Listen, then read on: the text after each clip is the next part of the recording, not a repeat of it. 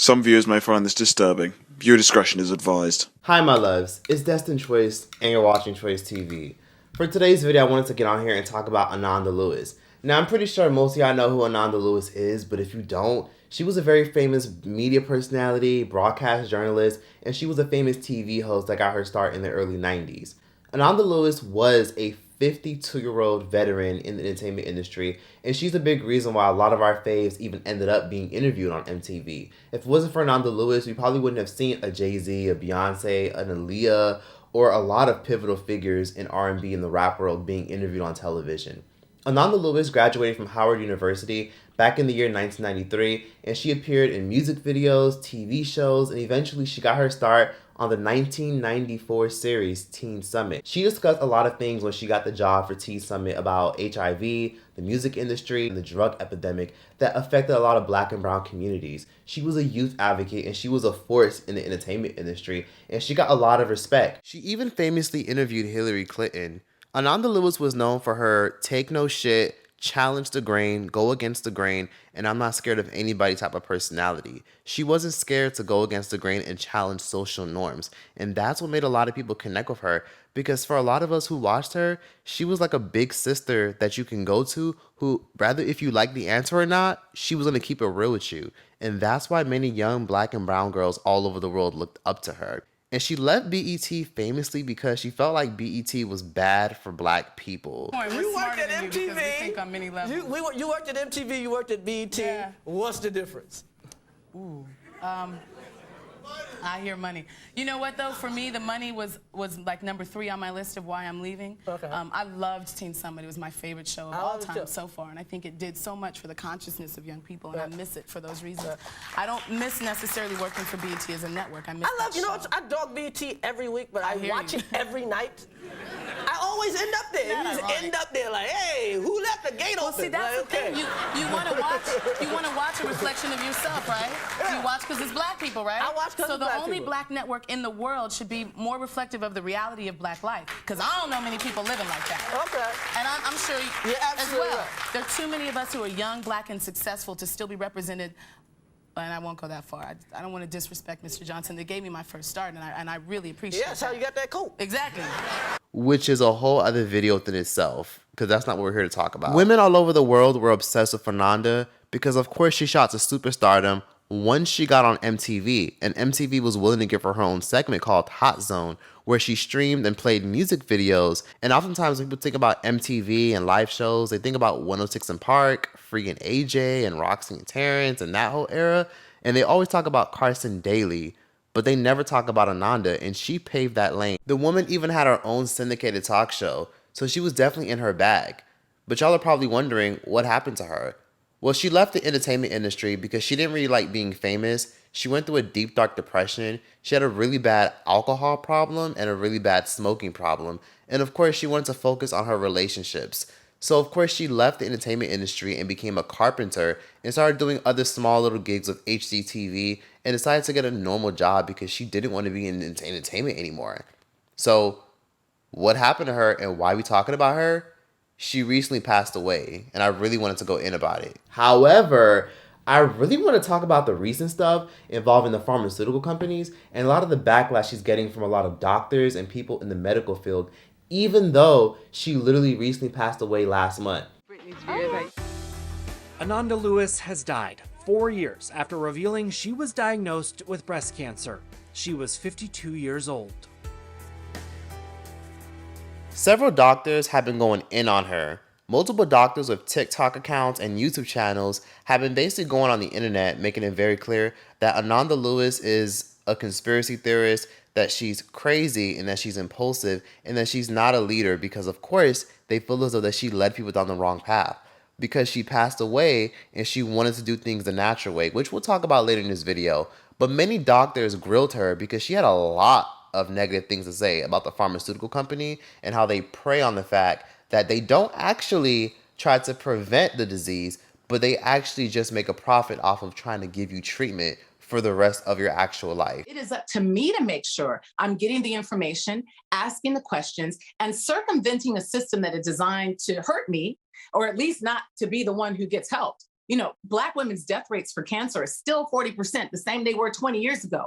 And none of the really amazing benefits that have happened in the breast cancer world and the technology and the developments of different medicines, none of those have helped Black women. Why? Wow. Because we're not the target audience. We're not who they're there to help. And when some of us get helped, adjunctly, that's great. But remember when Issa Rae was on the red carpet and they said, "Who are you rooting for tonight?" She said, "I'm rooting for all Black people." Okay. Everybody roots for their own people. People talk to me about why I'm so interested in science. I think about this young lady here, Ananda Lewis, who died. She died of stage 4 breast cancer. Why did it get to stage 4? Because instead of seeking conventional treatment, she opted for holistic, non-conventional treatment that wasn't proven at all. And as a result, her cancer progressed. She had a type of cancer that if we would have done a mastectomy and given her standard chemotherapy, she would have had a greater than 95% survival. Instead, she chose to take another route. She chose to take the route that people who sell supplements and people who sell non-science take. And the result was a tragic death of a very young woman who was contributing a lot to society. And the only message that we can give you is this. Even though till the very end, she stood by her decision not to seek conventional treatment, that lack of conventional treatment is the thing that killed her. Just like Steve Jobs didn't seek to have conventional treatment and waited too long to have the treatment that ultimately killed him, even very bright and very intelligent and very charismatic people can make wrong decisions. When it comes to your treatment for your cancer, please seek out science and the scientific advice. There are plenty of people out there who will take your money for nonsense. And unfortunately, this cost her life. You may have seen in the news today that former MTV VJ Ananda Lewis has got stage 4 breast cancer. And it's really sad because when she was diagnosed in 2020, she decided not to have a mastectomy against her team's advice. And she wanted to treat her cancer holistically by getting rid of toxins, by using alternative therapies and diet and exercise. But the mainstay of breast cancer treatment is surgery to remove the cancer. And sadly, 4 years later, her breast cancer has spread. And whilst it's treatable, it is no longer curable. And this just shows what can happen when people don't decide to have mainstream treatment. I don't know why she made the decisions that she did. She obviously did what was right for her. And I am not criticizing her decision at all. Everything you have when it comes to cancer treatment is your choice. But if people are being wrongly influenced by alternative, functional, naturopathic, homeopathic doctors, this is what can happen. If you're trying to treat cancer, if you're trying to treat, conditions that just really are just beyond the scope of, just lose some weight, or drink more water. You can't lose weight and drink water and think that cancer is going to go away. I just think it comes down to a couple of things. One, people don't want to be told what to do, right? Correct. There's a lot of people. There's a large portion of people who don't want to be told what to do anymore. Correct. So, and then I think there's a lot of people who are scared of medical treatment. Yes. So they would rather do something else that's less invasive, but potentially ineffective. Yeah, I think that's what it is. Like, so if you have someone who may have cancer and they're like, well, I'm going to try to get the toxins out of my body by doing this, is like, all right, like. But what's really, sad about Ananda Lewis's story is, yes, the lump in her breast was found when she was at stage 3, where they were still offering her to do mastectomy. And she references where they suggest that she get a bilateral mastectomy, have both of her breasts removed, and of course, chemotherapy, radiation.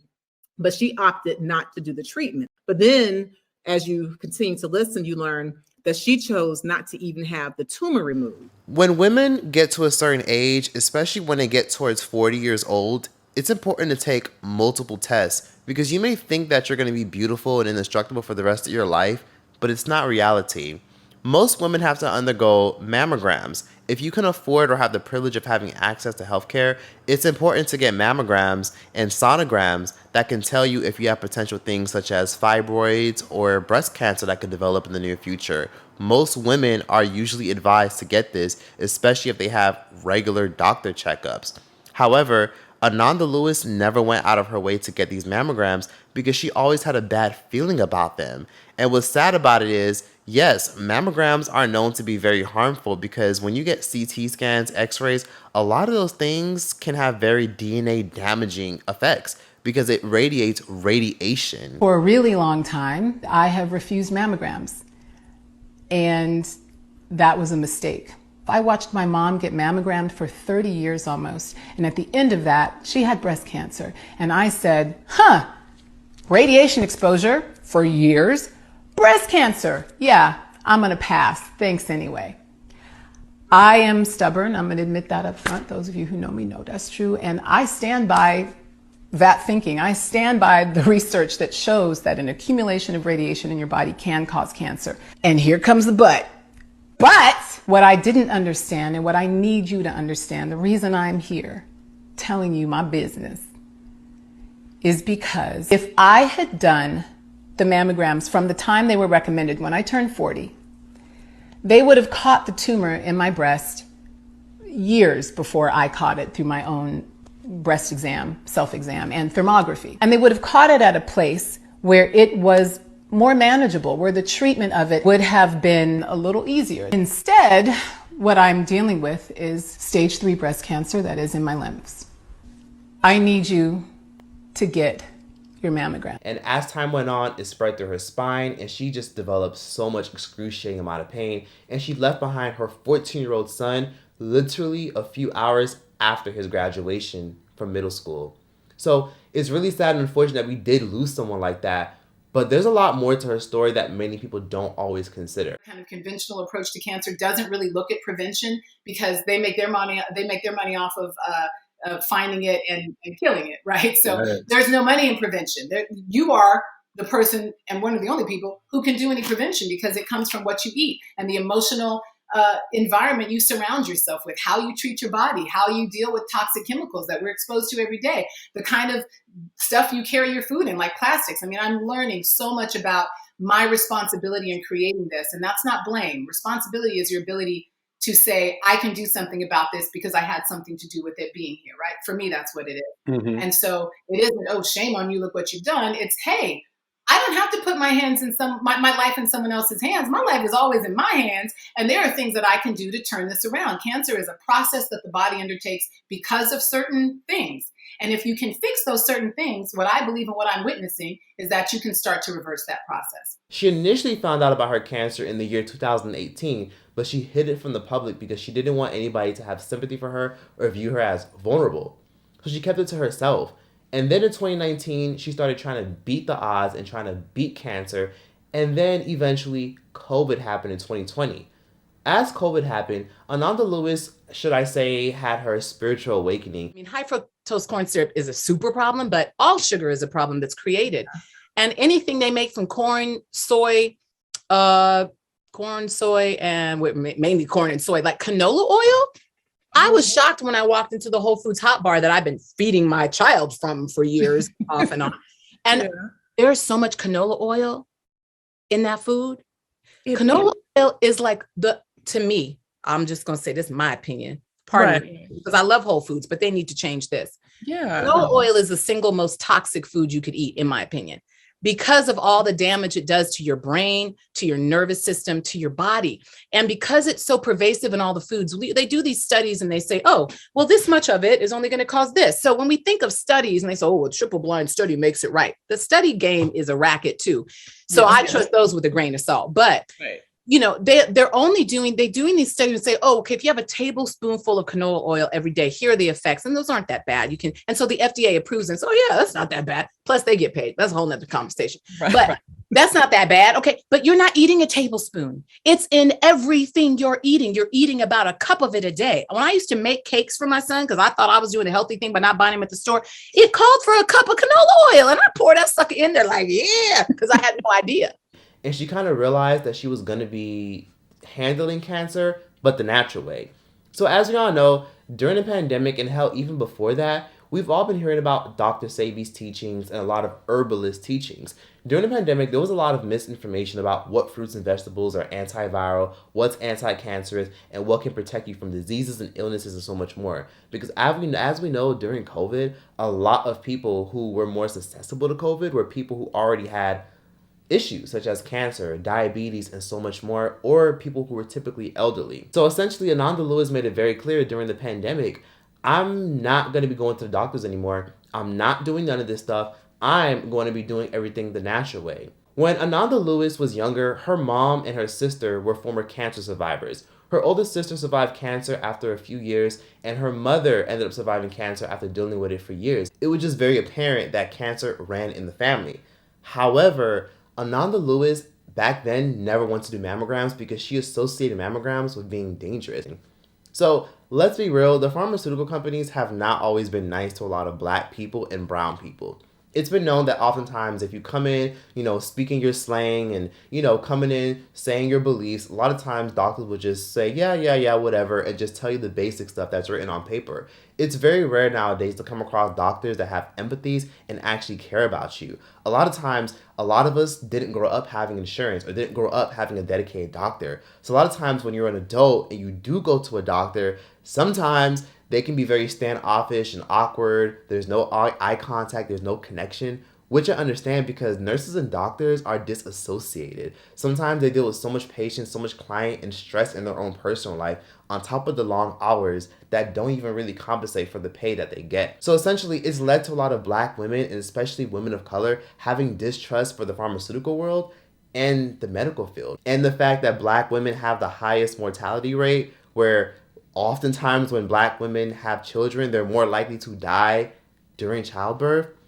You look at these stats and you think to yourself, why do all these medical books and why do all these physicians and doctors always talk about black people this, brown people that, Hispanics this, but never say why or what's causing it? And of course, she avoided mammograms not because she wanted to be different, but because mammograms have a lot of radiation. CT scans, radiation. X-rays, radiation. These things have an absurd amount of radiation to the point where they can actually damage your DNA over time.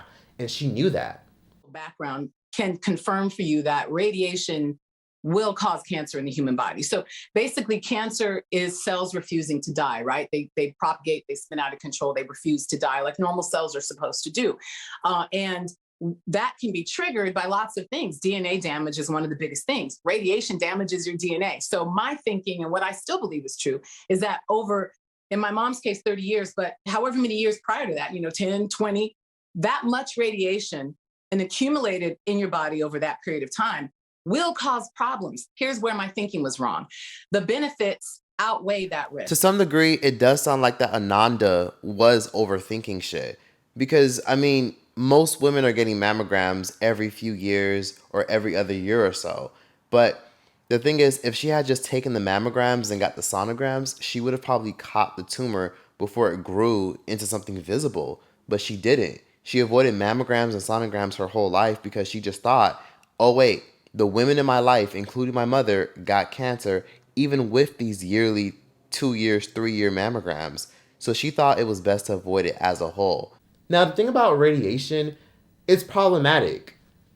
It's not a secret that radiation is problematic and that it's in everything. If you constantly are in front of a computer or you're putting the computer, the laptop on your stomach, get yourself one of those radiation guards. I know that Amazon even has those radiation blankets that you can put on yourself. I'm very serious. If you see your kids on it, that's fine. I'm not telling you not to be, but there is measures of protecting your organs because that radio frequency is definitely going inside your body. You're being absorbed.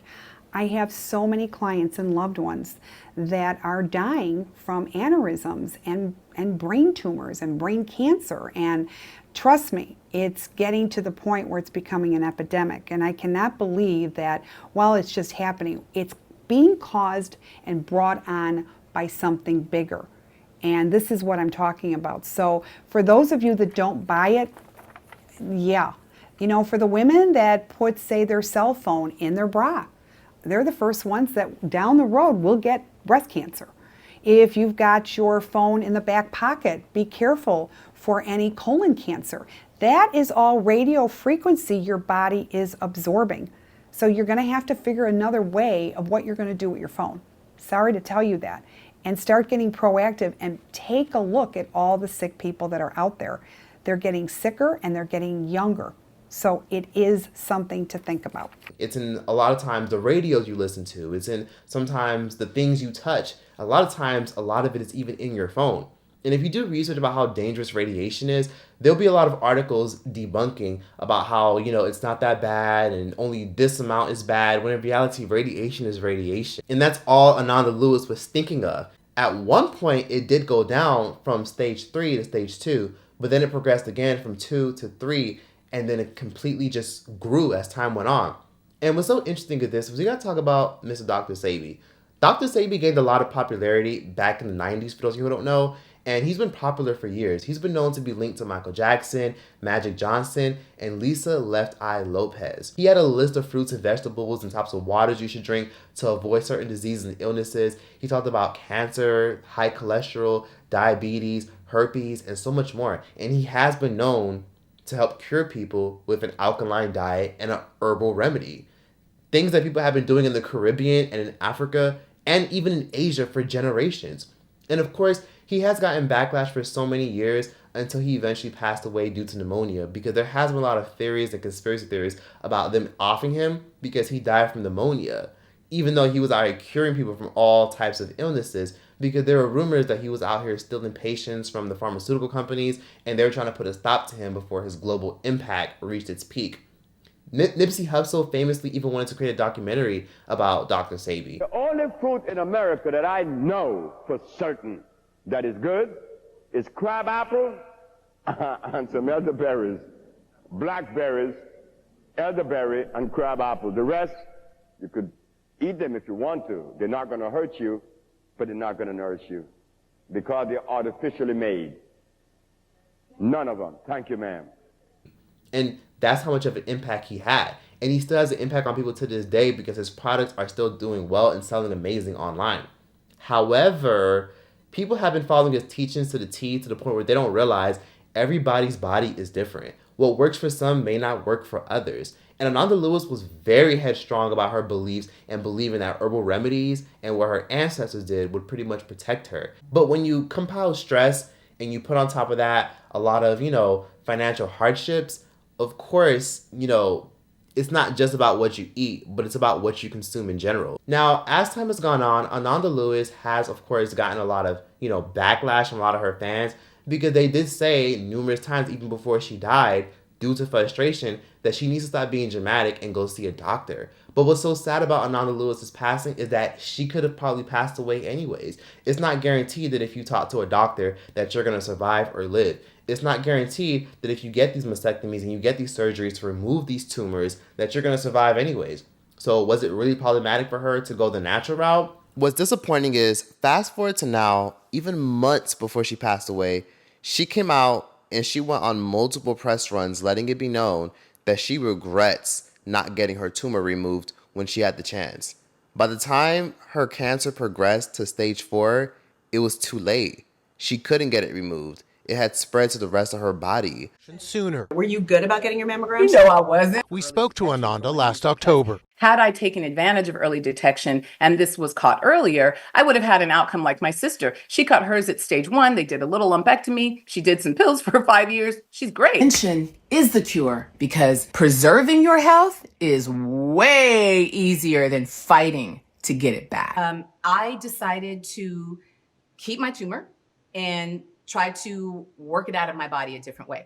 Looking back on that, I go, you know what? Maybe I should have, because it was little. Like, girl, but I didn't have good options. They wanted to take both. They wanted to do all these big things that I was not ready for. So I did detoxing. I completely changed my diet. Ananda's mentality also came from a spiritual point of view. She felt as though that just because she, at one point suffered from addiction, she felt like she might have caused it. I would not tell anybody this. I mean, you listen.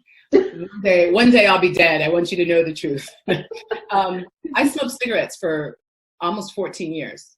And I thought you were going to say something else. I was a crackhead now. I was a functional crackhead now. I smoked cigarettes and I drank way too much. And that was very common. Right. It was literally the environment. That was the climate. That was what was going on. So it was, a lot of aiding and abetting. But for me, it was debilitating because I didn't want anybody to know that I smoked. So I was a closet smoker who would be in fantastic environments, always looking for a way to go hide and have a cigarette. And that plays a role on why this probably worsened throughout the years, no matter how beautiful and healthy she looked. And of course, due to Ananda having a lot of pride, she wouldn't accept help from anyone. She just felt like she could generally do it within herself if she can control her mind, her body, and her spirit. It's been met with a lot of controversy about Dr. Sebi's teachings. Even though she's never made it clear she followed the Dr. Sebi diet, she made it clear that she used Chinese medicine and herbs, diets that have been passed down for generations. And people oftentimes like to discredit natural remedies, and people kind of use Ananda's death as a way to be like, see, them natural remedies, them CMOS pills don't fucking work. When that's not true at all. Those pills and remedies do work, and they have helped thousands of people. There's times where you can have fibroids in your system, and sometimes maca powder and maca root can actually help you out. There's times where you're struggling with your vision, and drinking tons of carrot juice can actually help you with that. There's times where you could even drink elderberry while you're having a cold, and it can help you. There's times where if you're having a sore throat, you could literally gargle things like coconut oil to help with inflation. Those things actually work. And sometimes we've been conditioned to believe, because of the pharmaceutical companies always putting out these articles about debunked and it's not real, we think these shits don't work and that we need to just trust the doctor. And that's not always the case. Sometimes a doctor doesn't know what's best. Yes, I said it, even though this may seem a little bit off for a lot of people, doctors don't always know best. I mean, look how the pharmaceutical companies have exploited us for generations. Look at the fact that the big pharma and the medical industry is completely corrupt and fucked up. Look at the fact that you can't even get decent dental care in America without fucking breaking the bank and going into debt. What about the fact that tons of Americans are going to Brazil, Colombia, South Korea, and a lot of countries to get their teeth fixed because dental care is too expensive in America, and even a simple implant will literally cost you almost $1,000. Doctors have broken the trust in Western society, hell, even most of the world. So sometimes you gotta turn to the sour sops. Sometimes you gotta turn to the maca roots, the turmeric. Sometimes you gotta turn to the yucca, or even things like moringa powder to reverse certain things or to clear up your eczema. But it's sad to see that she later regretted it because she realized now she can't be there for her son, because again, she died literally hours after his middle school graduation. Doctors don't always have all the answers. Sometimes they're just literally taught to just give us drugs, read off of a script, and tell us what we should and shouldn't do, and they'll completely ignore shit and won't encourage solutions. And it's unfortunate because a lot of doctors just really care about going in, getting their check, and that's it. But hell, can you blame them in the world that we live in? That's that for this video. Like, comment, subscribe, and yeah, that's that. Rest in peace to Ananda. Choice out this bitch. God send me an angel from the heavens above. Send me an angel to heal my broken heart for being in love. 'Cause all I do is cry, just cry. Send me an angel, wipe the tears from my eyes. And I know I might sound crazy, but after all that, I still love you.